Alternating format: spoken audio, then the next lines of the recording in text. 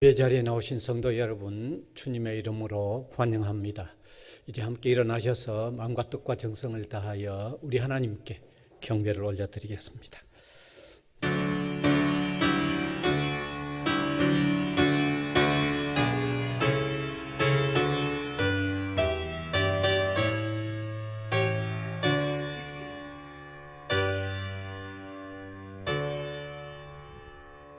세상에 모든 것은 다 변하고 있어도 하나님은 불변하시고 그 하나님으로부터 오는 사랑과 은혜도 불변함을 감사드립니다.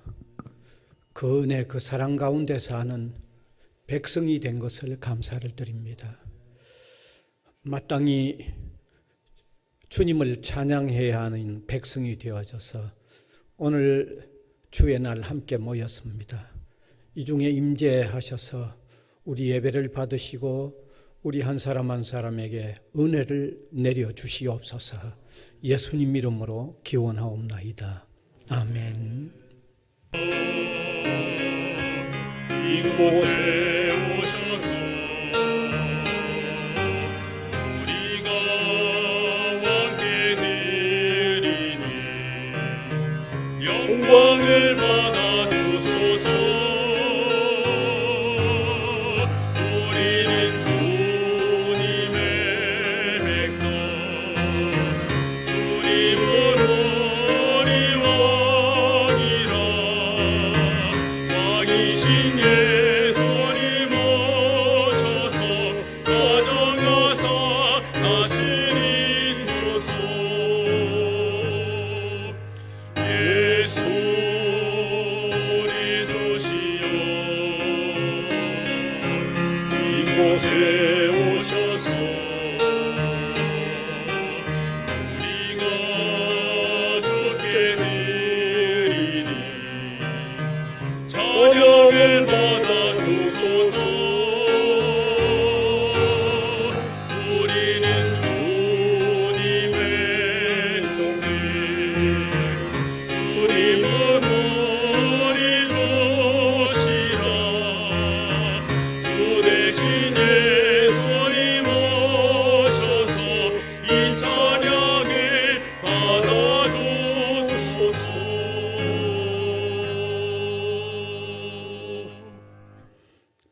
사도신경으로 우리의 신앙을 고백하겠습니다.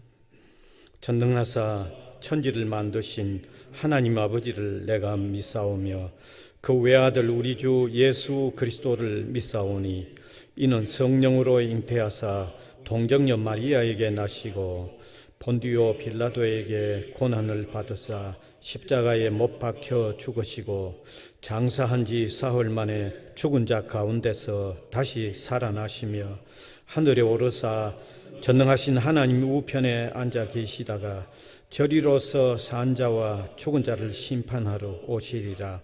성령을 믿사오며 거룩한 공회와 성도가 서로 교통하는 것과 죄를 사하여 주시는 것과 몸이 다시 사는 것과 영원히 사는 것을 믿사옵나이다. 아멘. 앉으셔서 성시교독 55번. 여호와께서 집을 세우지 아니하시면 세우는 자의 수고가 헛되며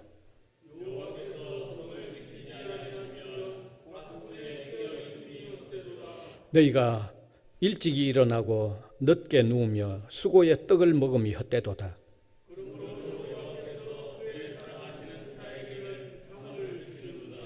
보라, 자식들은 여호와의 기업이요 젊은 자의 자식은 장사의 수중의 화살 같으니 그들이 성문에서 그들의 원수와 담판할 때에 수치를 당하지 아니하리로다. 아멘.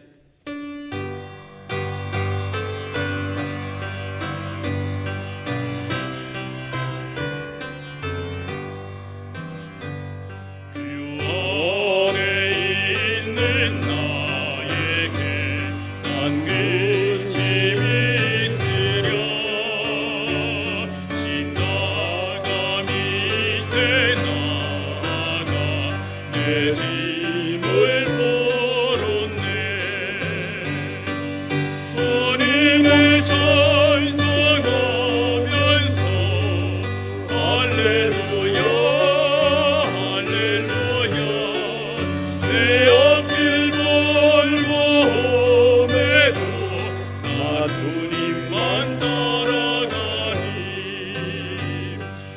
두려움이 변하여 내 기도되었고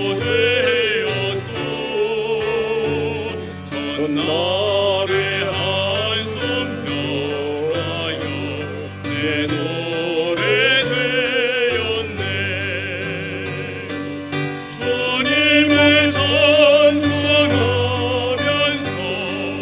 할렐루야 할렐루야 내 앞길 멀고 험해도 나 주님만 따라가니 내 주는 자비하셔서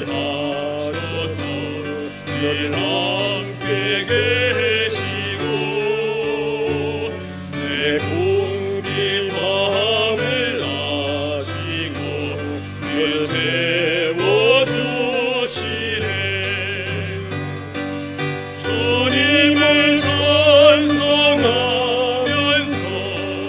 할렐루야 할렐루야 내 앞길 멀고 험해도 나 주님만 따라가리.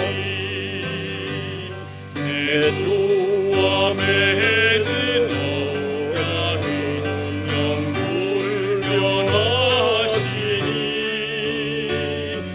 그 날아가기까지는 늘 보호하시네.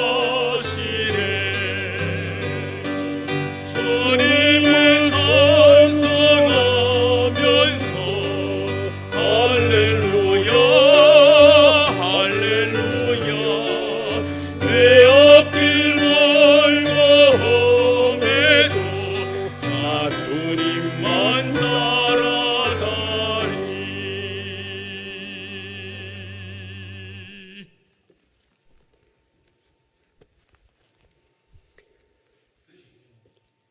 천지 만물을 지으시고 다스리는 하나님 아버지, 만물이 소생하고 부활하는 4월, 오늘 또 저희들을 주님의 전으로 불러주셔서 감사합니다.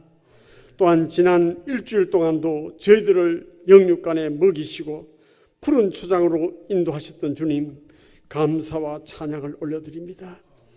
꽃 향기가 가득한 아름다운 계절을 허락하셔서 산천 초목들이 겨울잠 죽음에서 깨어일어나 꽃을 피워 주님께 찬양과 영광을 올려드리는 것 같습니다.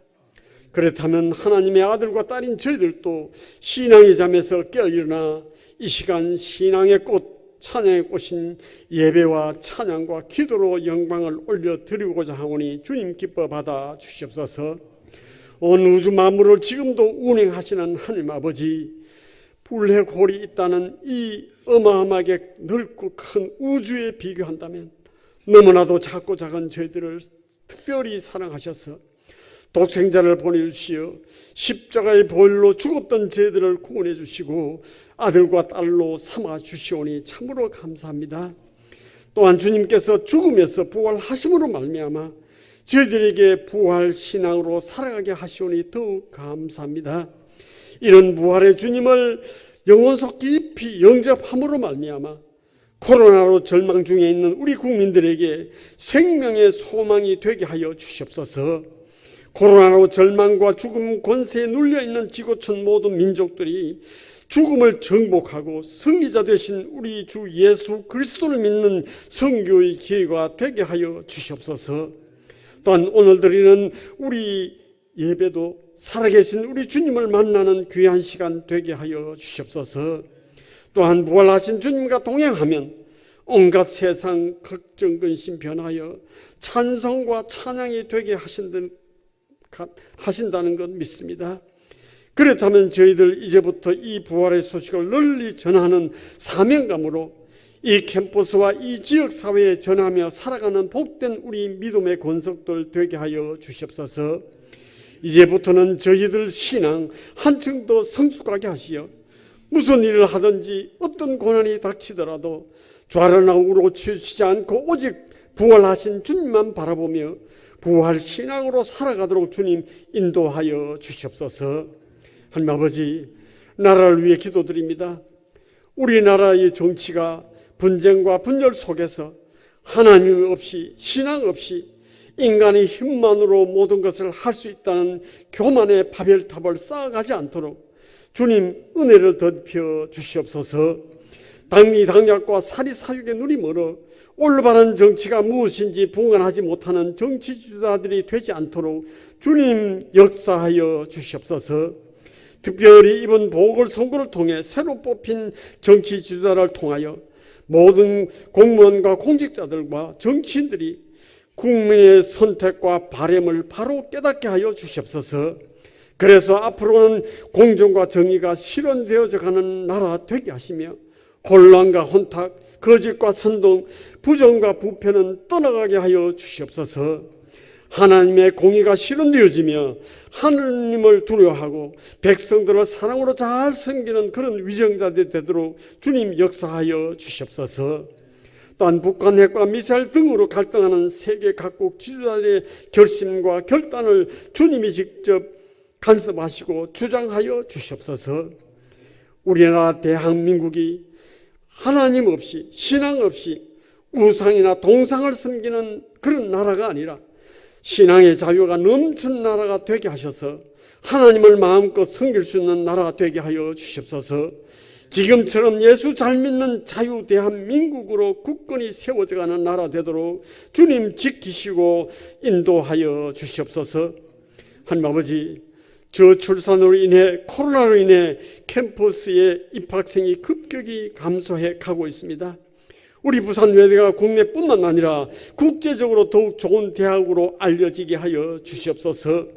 세계 도처에서 더욱 많은 유학생들이 몰려올 수 있도록 캠퍼스의 입학의 길을 다시 한번 활짝 열어 주시옵소서. 또한 몰려오는 우리 학생들에게 복음을 전할 수 있도록 기회를 더욱 더하여 주시옵소서. 하나님 아버지, 이 시간 이채원 대원이 찬양 드릴 때 주님 홀로 영광 받아 주시옵소서. 저희들은 주님여 이 손을 꼭 잡고 가소서. 찬양을 통하여 코로나 가운데서도 날 붙들어 주시고 지켜주시며 푸른 초장으로 인도하시는 우리 주님이 나의 손을 꼭 붙잡고 살아가게 하심을 소망하는 귀한 찬양, 은혜의 시간 되게 하여 주시옵소서. 하나님 아버지, 이제 말씀 선포하실 우리 목사님께 성령의 능력을 7배나 더하시어 말씀을 선포하실 때 저희들의 마음문을 활짝 열려지게 하여 주시옵소서. 하늘에서 내린 양식이라는 말씀을 통해 저희들 무명한 자 같으나 유명한 자요, 죽은 자 같으나 살아있는 자요, 근심하던 자 같으나 기뻐하는 자요, 가난한 자 같으나 부유한 자요, 아무것도 없는 자 같으나 모든 것을 가진 자로 변화되어 가는 저희들 되어지게 하여 주시옵소서. 이 모든 말씀 예수 그리스도 이름으로 기도하옵나이다. 아멘.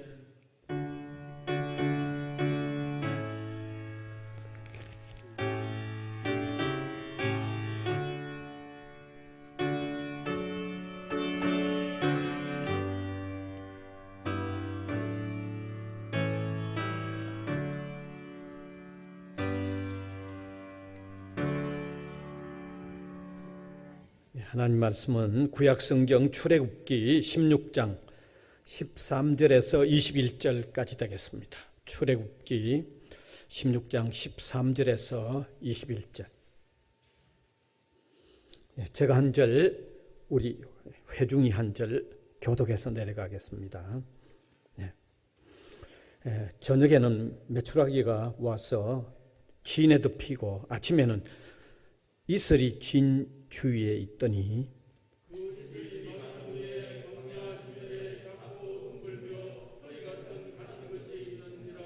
이스라엘 자손이 보고 그것이 무엇인지 알지 못하여 서로 이르되 이것이 무엇이냐 하니 모세가 그들에게 이르되 이는 여호와께서 너희에게 주어 먹게 하신 양식이라.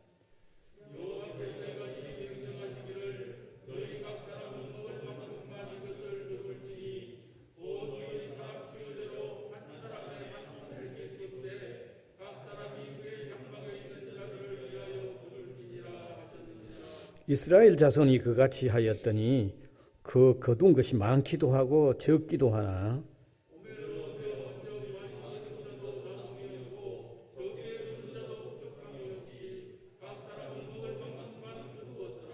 모세가 그들에게 이르기를 아무든지 아침까지 그것을 남겨두지 말라 하였으나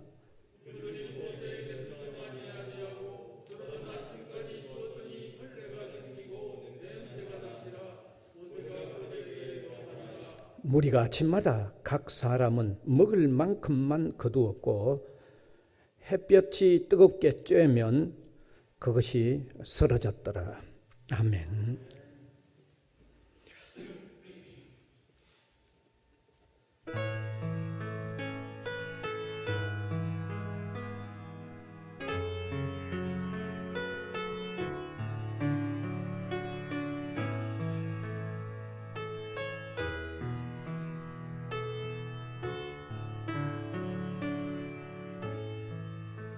주님여 이 손을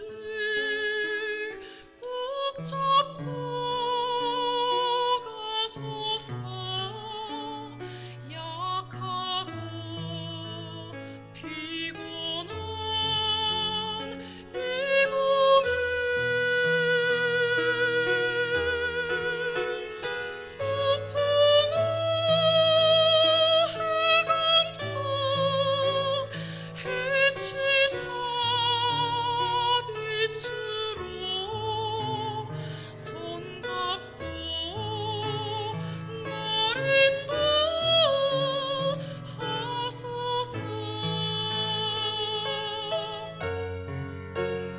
인생이 힘들고 고난이 닥칠 때 주님여 날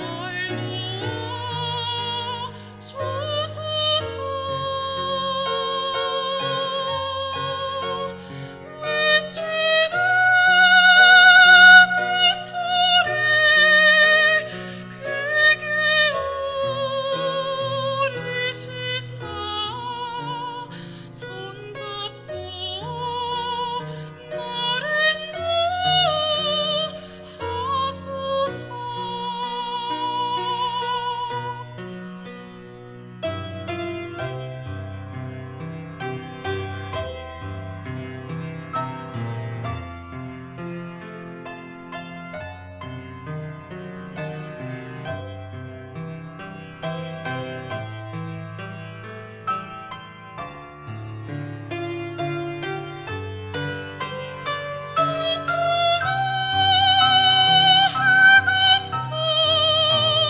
해치사 빛으로 손잡고 날 인도하소서.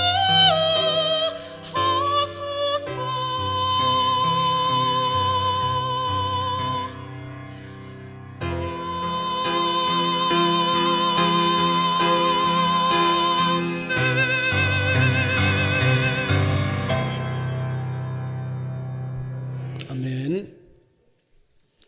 예, 오늘 읽은 이 본문으로 지난 2주일 전에 한번 말씀을 나누었습니다. 오늘의 내용은 이스라엘 백성들이 이집트에서 해방이 되어 광야로 지나가는 사이에 하나님께서 하늘에서 만나라고 하는 양식을 내려주셔서 먹었던 내용입니다. 아마 인류 역사상 직접 하늘에서 내린 양식을 가장 오랫동안 그리고 가장 많은 사람이 먹은 유일한 기록이 될 겁니다. 뭐 다른 경우가 없잖아요. 유일하죠. 사실 이스라엘 백성이 그 홍해를 건너서 그 엘림과 시내산 사이에 그 흰 광야에 이르렀을 때부터 이 만나가 내렸습니다. 그래서 가나안 땅에 들어가서 가나안 땅의 첫 양식을 먹을 때까지 40년간 먹었습니다. 먹은 사람도 지난번에 매튜 헨리에 의하면 한 120만 명, 매일 120만 명이라고 하지만 우리가 추상컨대는 매일 한 200만 명 먹었다고 보는 게 맞습니다. 왜냐하면 이스라엘 남자 장정만 60만이 나왔다고 되어 있기 때문에 남자 장정만 60만이라고 하면 뭐 여인들도 있고 노인들도 있고 아이들도 있고 하니까 한 200만 명이라고 능히 추산을 할 수 있습니다. 사실 이렇게 만나가 내렸다는 것은 너무너무 신기한 사실이지만 이건 또 부인하기도 어렵습니다. 왜냐하면요, 세 가지 점에서 부인하기 어려운 것은, 첫 번째는 그 이스라엘 백성들이 광야를 지난 그 광야에는 농사를 못 짓습니다. 지을 수가 없습니다. 하도 메말랐어요.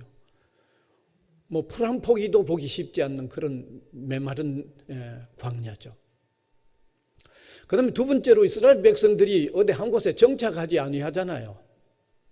계속해서 이동을 해가는데 그러면 농사를 어떻게 짓는다고 하더라도 그 소용이 없잖아요. 그 다음 세 번째는 이 만나를 후대 사람들에게 보여주기 위하여 항아리에 담아서 법궤 속에 보관하라고까지 했잖아요. 물론 이스라엘 백성들이 그 법궤를 우상시하니까 하나님은 전격적으로 없애버렸지만 그걸 보관해서 후손들에게 보여주라고까지 했다고 하면 이걸 어떻게 부인합니까? 이스라엘 백성이 이집트에서 해방해서 나온 것도 사실이고 그렇게 숫자가 많이 나온 것도 사실인데, 그러니까 신비하기는 해도 이거 부인하기가 어려운 거죠. 이거는 부인할 수가 없잖아요. 그래서 저는 이 내용 가지고 지난번 설교에 하나님께서 하늘에서 양식을 내려줌으로 통하여 생명을 얻게 하셨다는 것은 예수 그리스도를 보내주셔서 우리의 생명을 얻게 한다고 하는 것이 바로 이 내용의 핵심이라고 그랬습니다. 이것은 특별히 예수님이 그렇게 해석을 하고 있습니다. 요한복음 6장에 읽어보면 예수님은 이 만나의 사건에 대해서 예수님과 이 만나와 결부시켜서 해석을 아주 정확하게 내리고 있죠. 하나님이 광야에 이스라엘에게 만나를 내려 육체의 생명을 유지하게 하셨듯이 예수님을 구원자로 보내서 우리 대신하여 살 찢기고 피를 흘리도록 하셨다는 거죠. 우리의 죄를 대신하여서. 그래서 그 사실을 음식 먹듯이, 아주 음식 먹는다는 말 아주 구체적이고 실제적이죠. 그만큼 구체적으로 실제적으로 믿기만 하면 죄에서 용서함을 받고 하나님의 자녀로 영원한 나라에서 영생을 얻게 된다는 것을 미리 보여준 의미가 바로 만나의 내용이었다. 만나 사건의 핵심 내용이었다는 말씀을 제가 드렸습니다. 아마 이게 지난번에 드렸던 첫 번째 메시지 핵심인데, 제가 이렇게 이제 서론을 시작하면서 설명을 하면 다시 한번 기억에 떠오르실 겁니다. 그런데 오늘은 이 만나를 내린 사건을 통해서 중요한 두 번째 가르침을 함께 나누려고 합니다. 이 두 번째 가르침은 예수님을 구주로 영접하는 신자는 정말 하나님을 온전히 의존해야 된다. 정말 온전히 의존해야 된다. 그래서 온전히 의존할 때 그 마음에 평안함이 나와야 된다. 그래서 그 평안함이 나온 그 상태에서 온전히 순종해야 된다고 하는 이 관계를 지금 말씀하고 있다는 겁니다. 여러분, 다시 한번 그 광야에 만나 먹은 그 내용들을 한번 더 상기해 볼 필요가 있습니다. 여러분, 만나가 내렸는데 한 사람이 매일 이 썰어 담아서 먹을 수 있었던 양은 한 오멜입니다. 한 오멜. 성경이 그렇게 얘기하고 있기 때문에 출애굽기 16장 16절 같이 읽읍시다. 여호와께서 이같이 명령하시기를 너희 각 사람은 먹을 만큼만 이것을 거둘지니 곧 너희 사람 수요대로 한 사람의 한 오멜씩 거두되 각 사람이 그의 장막에 있는 자들을 위하여 거둘지니라 하셨느니라. 그러니까 모든 사람이 나와서 자기 것 한 오멜씩만 가져가든지 아니면 대표가 나와서 가져가든지 사람의 한 오멜씩 것만 가져가라는 얘기입니다. 한 오멜씩. 이 한 오멜은 지금 우리의 그 양으로 하면 2대 된다고 하죠. 2대. 그러니까 한 사람이 하루 정량이 2대입니다. 만나 2대. 그런데요, 이 만나를 내려주신 방법하고 이걸 거두어 먹는 방법을 말씀하신 내용을 보면 철저하게 하나님을 의존해야 되는 거죠. 철저하게 의존해야 돼요. 그 다음에 온전한 의존 때문에 마음이 평안해야 되는 거예요. 그래서 마음이 평안하기 때문에 순종도 철저하게 순종해야 되는 이 세 고리가 여기 한꺼번에 들어있다는 그 말입니다. 온전히 의존해야 되고 정말 온전히 의존하니까 마음이 평안해야 되고 마음이 평안하다 보니까 매일 순종도 해야 되는 이 세 요소가 한 집약되어 있는 내용입니다.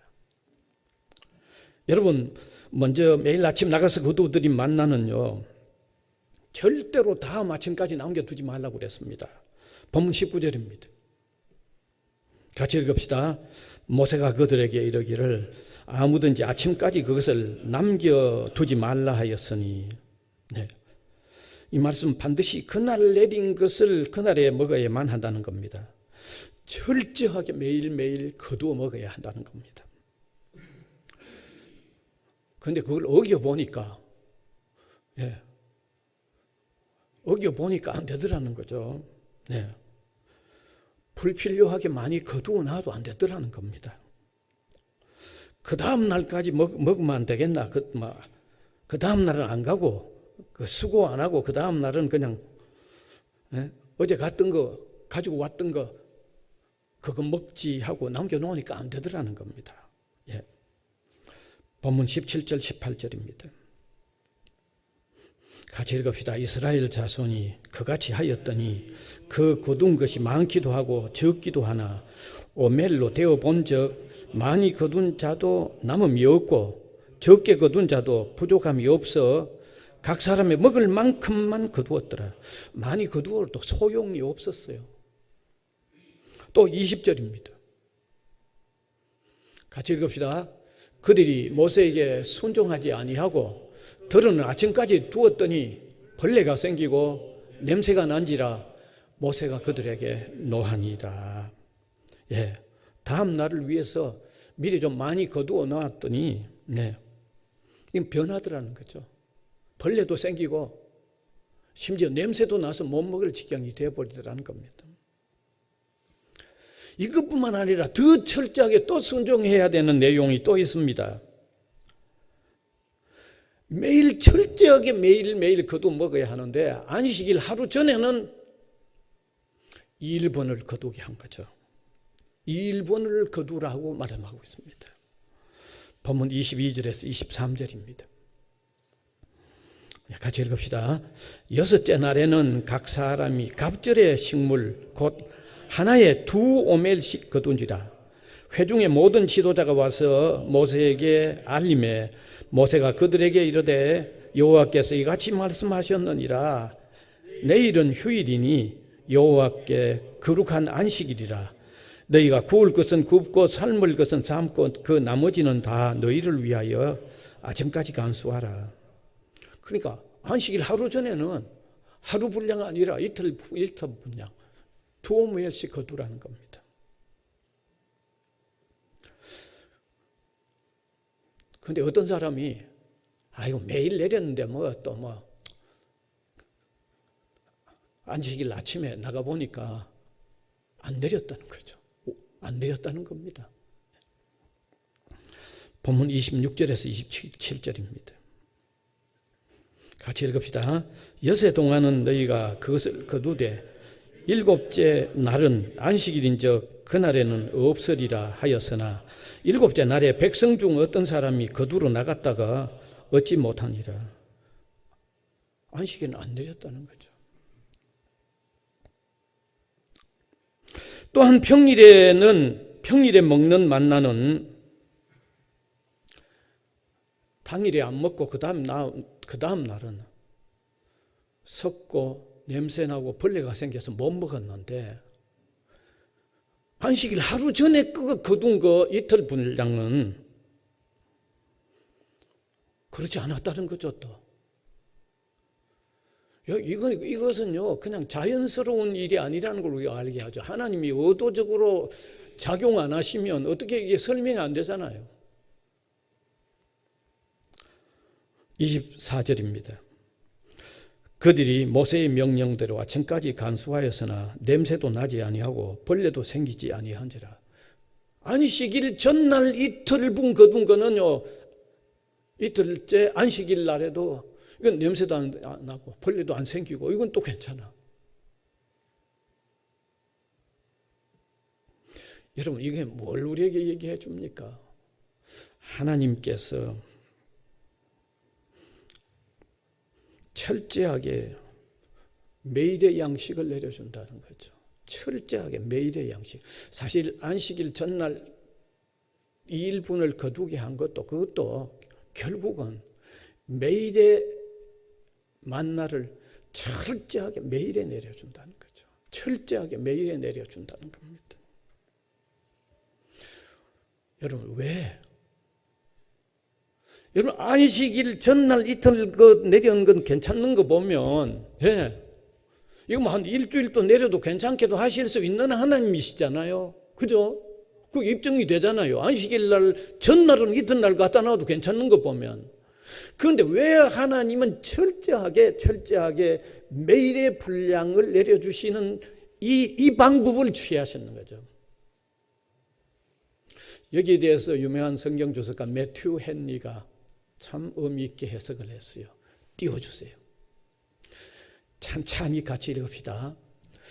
그들의 진영에 한 조각의 빵조차 없을지라도 내일은 하나님께서 내일의 양식을 주시리라 믿으면서 그날 밤을 평안히 잠들 수 있게 하기 위해서이다.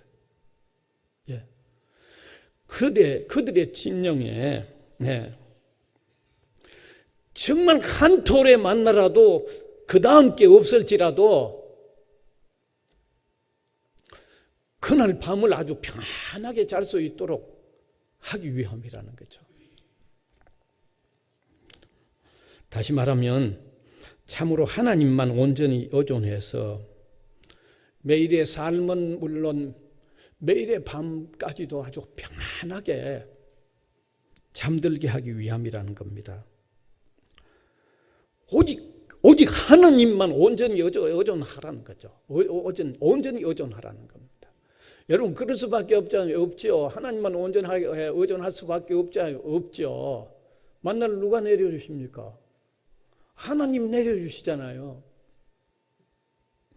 그리고 매일 그 다음 날 먹을 것이 전혀 없어도 틀림없이 내려주시는 분은 하나님이시니까 만나를 내려주시는 분도 하나님이시고 내려주시는 방법에서도 다음 먹을 게 뭐 한 톨이 없어도 틀림없이 내려주시는 하늘이 무너져도 틀림없이 내려주시는 분은 하나님이니까 하나님만 온전히 의존하라는 그 말이죠. 하나님만 온전히 의존하라는 그 얘기 아닙니까 이게. 동시에 철저한 순종이 필요함을 보여주죠.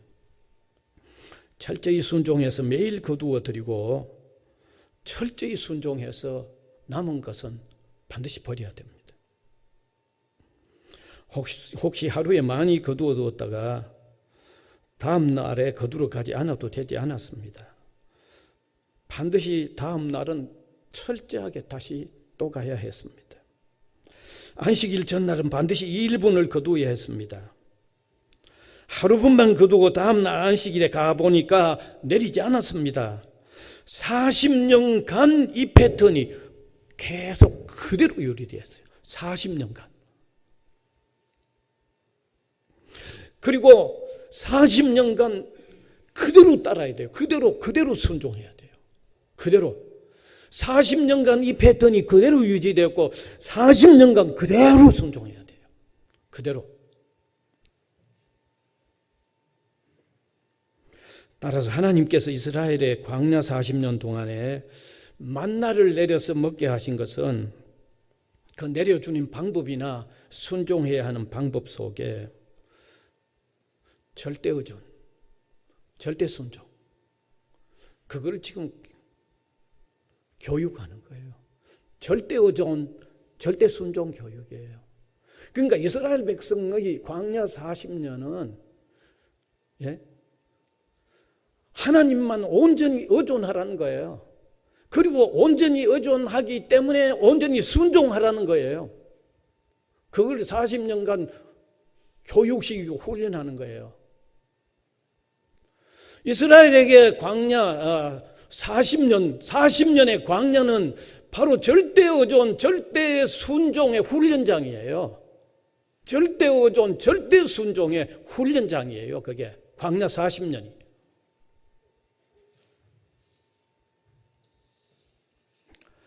여기서 우리가 분명히 깨달아야 하는 것은 신앙의 사람들은 예수 그리스도를 영접함으로 하나님을 온전히 의존해야 한다는 것입니다. 그래야만 마음에 진정한 평안이 있다는 것입니다. 그리고 그 진정한 마음의 평안이 나오는 그 상태에서 순종을 해야 된다는 겁니다. 그러니까 제가 이 세 가지가 함께 집약되어 있는 가르침이라는 거죠. 여러분, 이 사실은 신자의 삶에 대단히 중요한 원리입니다. 신앙인이 하나님을 온전히 의존해야만 마음의 평안이 있습니다. 하나님을 온전히 의존해야만 마음의 평안이 있습니다. 정말 광야 같은 세상 지금 지나고 있고 정말 우리를 위협하는 일들 별별 것이 계속 생기지만 우리가 하나님만 온전히 의존하면 마음의 평안이 있어요.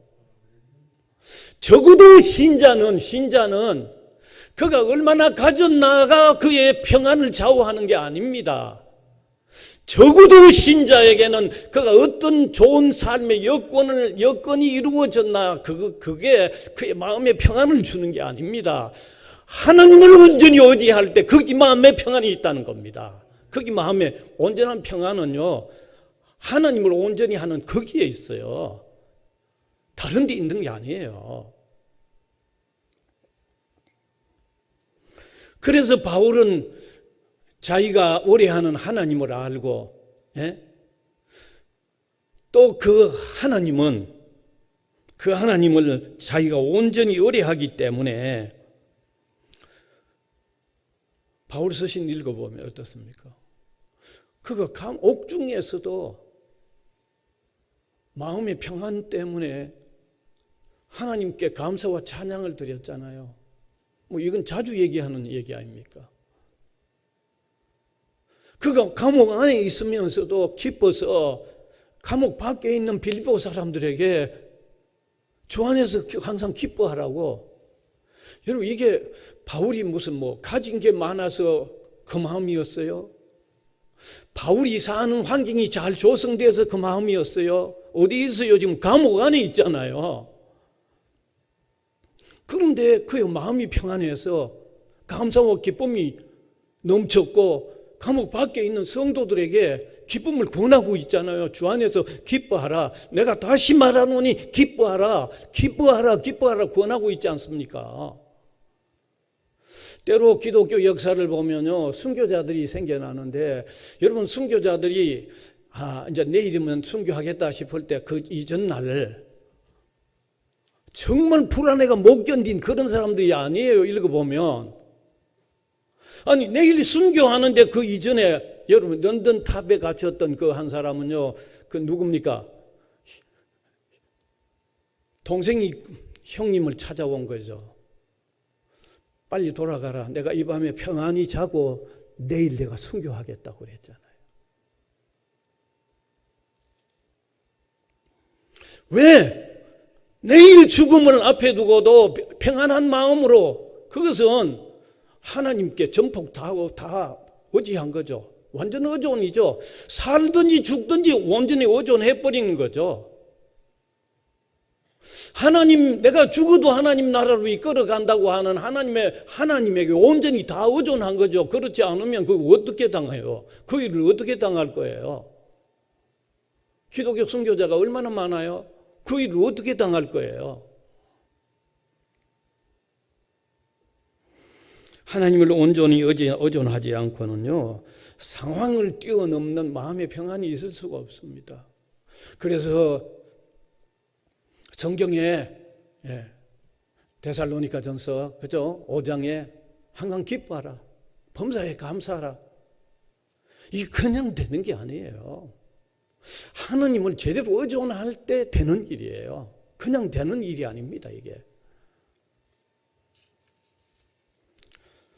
반드시 하나님을 온전히 의존하는 신앙을 가지는 삶에서 생겨날 수 있는 것입니다.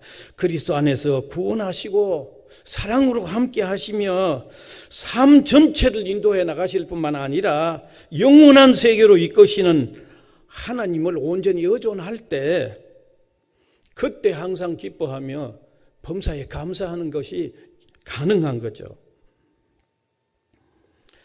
자, 뿐만 아니라 이러한 참된 의존에 의하여 마음이 진정으로 평안할 때, 그때 진정한 순종이 나옵니다. 그때 진정한 순종이 나옵니다. 우리 신앙인들이 순종하는 신앙생활을 해야 하지만은 그 순종해 하는 것 같은 또 모습도 보이지만 순종하는 동기들은 차이가 있습니다.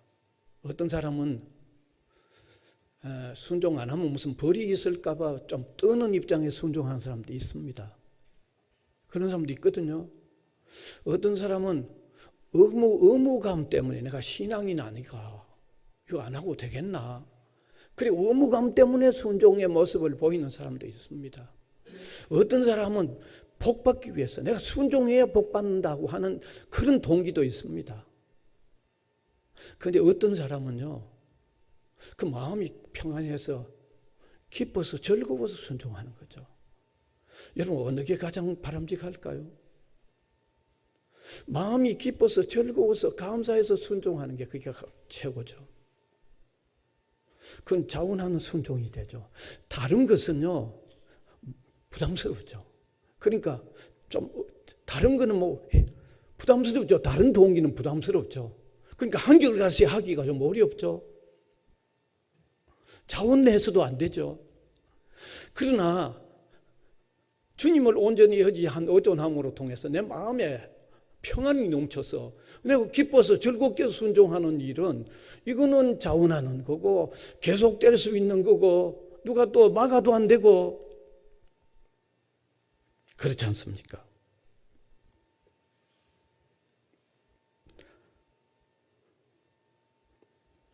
그래서 진정한 순종은요, 마음의 평안이 넘쳐서 온전히 하나님을 온전히 의존함으로 마음의 평안이 넘쳐서 그때 기쁨과 즐거움이 작용하는 순종이 온전한 겁니다.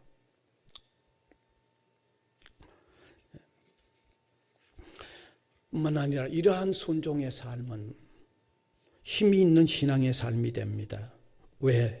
마음에 평안이 있어서 삶이 감사하고 기쁨이 있으면 그 자체가 삶을 힘있게 만듭니다. 예? 여러분, 속에 마음이 평안해서 웃고 노는 사람, 그 사람보다 더 힘 있는 사람이 어디 있어요? 뿐만 아니라 기쁘고 즐거워서, 마음의 평안 때문에 기쁘고 즐거워서 자원하는 순종은요, 굵직한 순종이 되죠. 자자한 것도 물론 그건 같이 포함되지만 정말 굵직한 순종이 되고 힘 있는 순종이 되는 거죠. 바로 이러한 순종의 삶에는 참된 헌신의 삶이 수반됩니다. 그래서 그리스도인의 삶이 더 높은 차원으로 나아가게 되고 가치와 보람으로 더욱 충만해지는 삶이 되는 것입니다. 그러나 우리가 불순종하거나 하나님의 말씀에 대해서 방어적인 이런 마음을 가지면요, 그는 헌신한 삶도 되지도 않고 신자이라고 하는 자신의 삶까지도 행복하지도 않습니다. A.W. 토즈라고 하는 사람이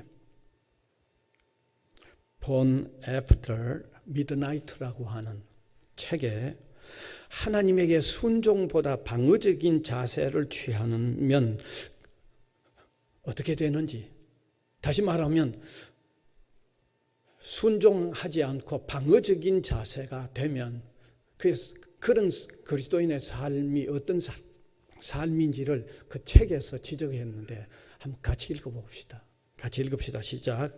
나는 방어적인 그리스도인에게서 성공적인 그리스도인을 만나본 적이 없다. 얼마나 많은 신경질적이고 변덕스럽고 완전히 행복하지 못한 그리스도인들이 그들의 정열을 헛되이 낭비하면서 자신들을 보호하기 위해 애쓰고 있는지 다 말할 수 없다고 그랬어요. 정말 의미 있는 얘기잖아요. 괜히 엉뚱대 정열을 다 쏟고 있는 거죠. 방어. 그 힘 가지고 순종하면 자기 삶도 기쁘고 행복하고 헌신하는 삶도 되고 모든 게 다인데 순종 안 하려고 방어적인 삶이 되면 이건 겹겹이 문제예요. 겹겹이. 따라서 이 시간에 우리가 중요한 것을 깨달아야 하겠습니다.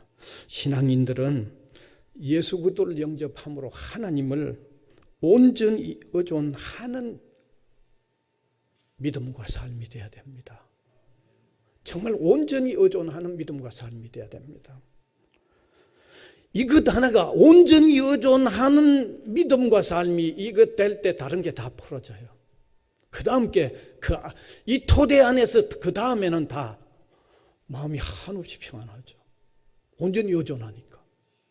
살든지 죽든지 다 맡겨놓고 그냥 있으니까 마음이 평안할 수밖에 없죠. 마음이 평안하니까 기뻐서 순종하는 삶이 되기 때문에 이것은 모든 게 다 그냥 함께 맞추어서 좋은 열매로 이끌어가는 것. 이제 말씀을 마무리하려고 합니다. 이스라엘 광야 40년에 만나를 내려주셨던 그 핵심의 가르침은 구원자 그리스도를 보내주겠다는 겁니다. 바로 그게 핵심입니다. 그 그리스도를 믿으면 사죄와 영원한 생명을 얻게 된다는 그것이고, 그 다음에 만나를 내려주시는 이런 방법이나 거두어 먹는 이 방법을 통해서는 하나님을 온전히 의존해라. 정말 완전 의존해라. 그러면 마음에 평안이 넘쳐서 순종이 나오는데 그 순종의 삶이 고귀하다. 이걸 우리에게 말씀해 주는 겁니다. 온전히 의존하는 저와 여러분 우리 모든 성도들이 될 수 있기를 바랍니다. 은혜의 주님 감사를 드립니다. 이 시간도 이 만나 사건의 두 번째 우리에게 말씀해 주시는 귀한 가르침 우리가 바로 깨달을 수 있도록 성령께서 동시에 지속적으로 우리를 움직여 주시고 깨우쳐 주시옵소서. 이미 믿음으로 사는 우리의 삶이 온전한 의존에 진정한 마음의 평안, 그래서 기꺼이 순종하는 이 아름다운 삶이 꼽힐 수 있도록 역사하여 주시옵소서. 예수님 이름으로 기도하옵나이다. 아멘.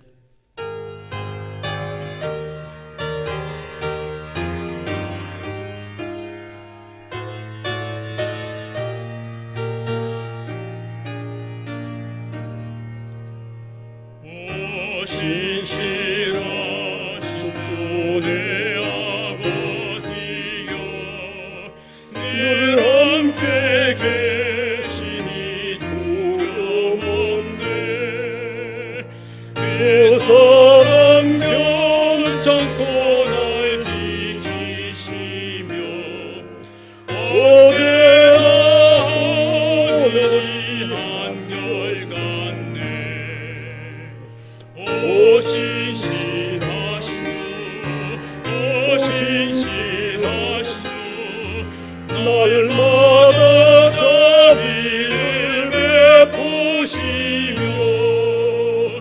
일용할 모든 것 내려주시니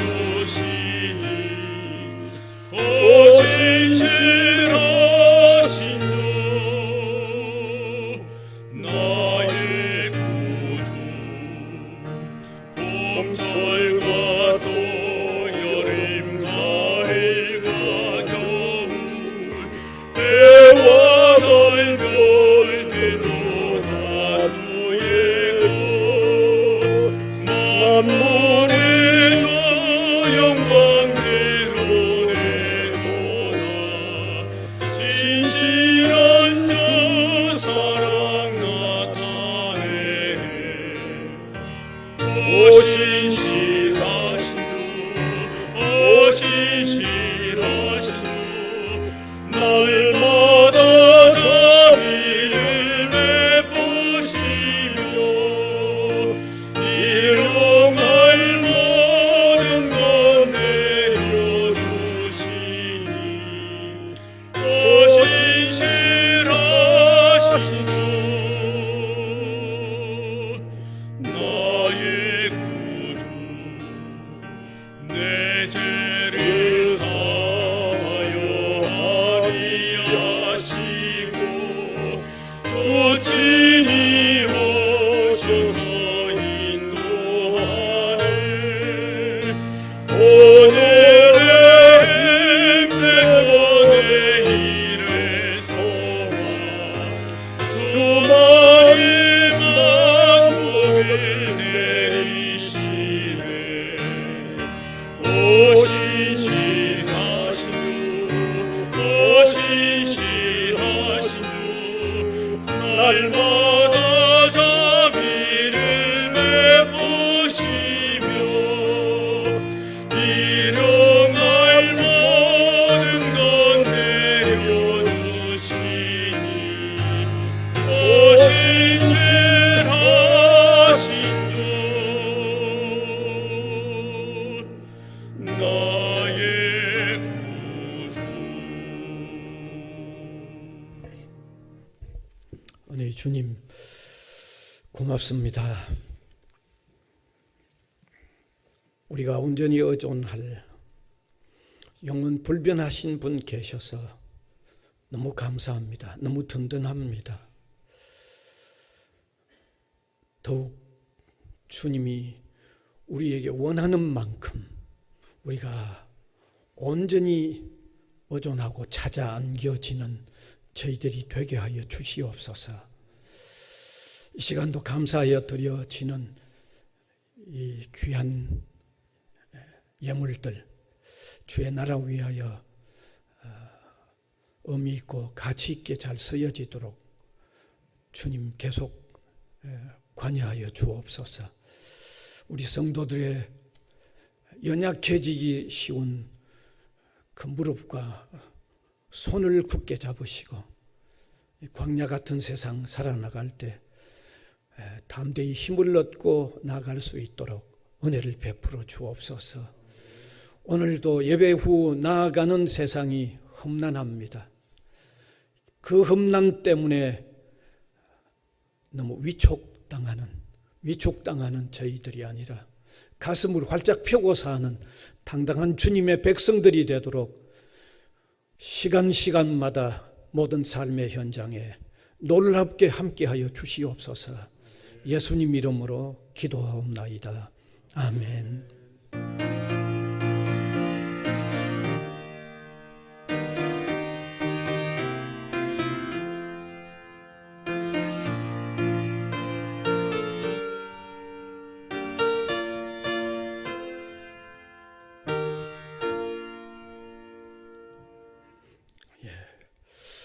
오늘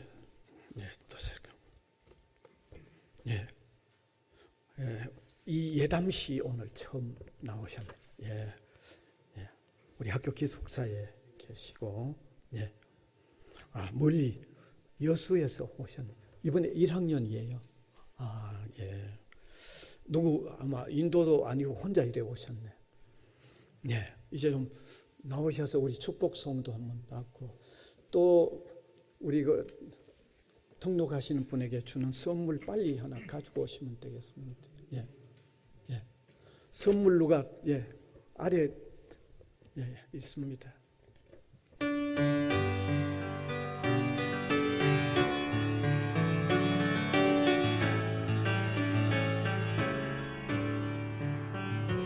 너는 시냇가에 심은 나무라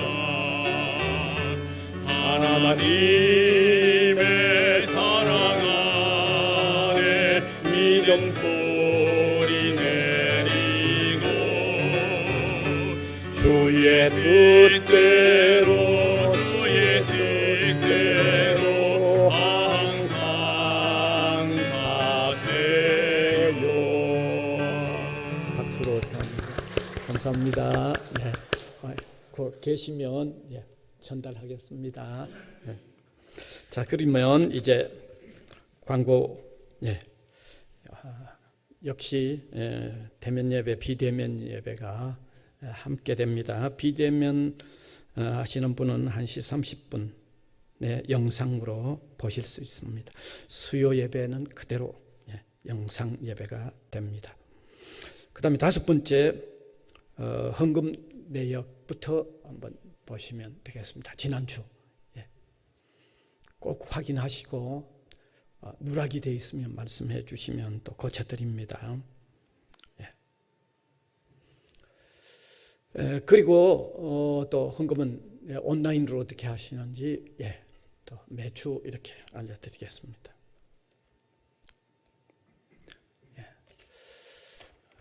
광고가 아마 더 혹시 다른 광고 없으십니까?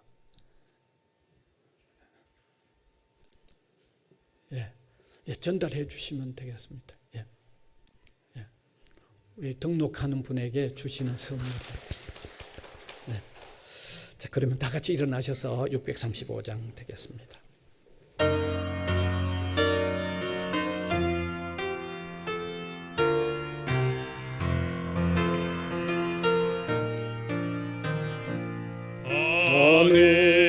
하늘에 계신 아버지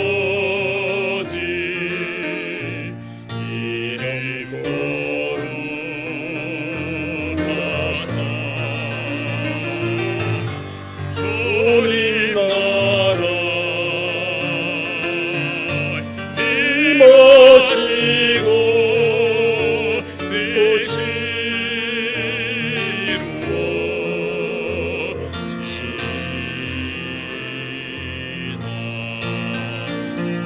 일용할 양식 주시고 우리들의 빈죄 다 용서하시고 또 시험에 들게 마시고 악에서 구원하소서. 내게 주의 나라 주의 권세 주의 영광 영원히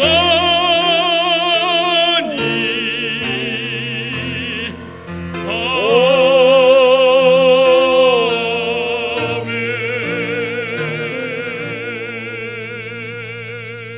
우리 구주 예수 그리스도의 은혜와 하나님 아버지의 무한하신 사랑하심과 성령님의 감화 감동 교통해 나가시는 역사가 예배로 영광을 올려드리는 주님의 백성들 한 사람 한 사람 위에와 복음을 위하여 세워진 이 기관 위에 항상 함께 있을지어다. 아멘.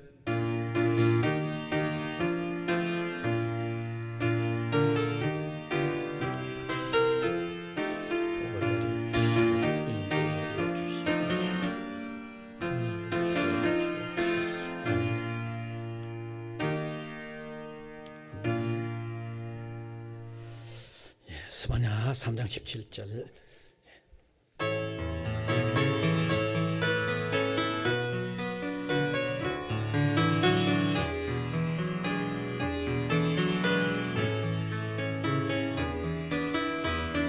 너희의 하나님 여호와가 너희 가운데 계시니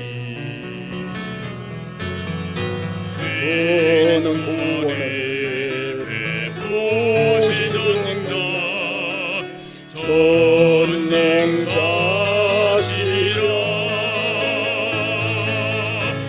그가 너로 인하여 기쁨에 이기지 못하시며 너를 잠잠히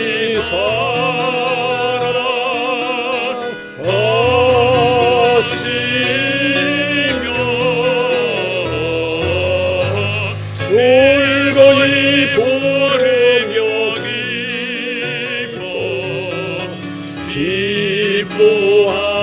기뻐하시리라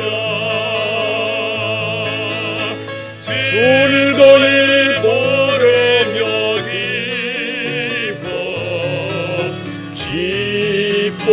기뻐하시리라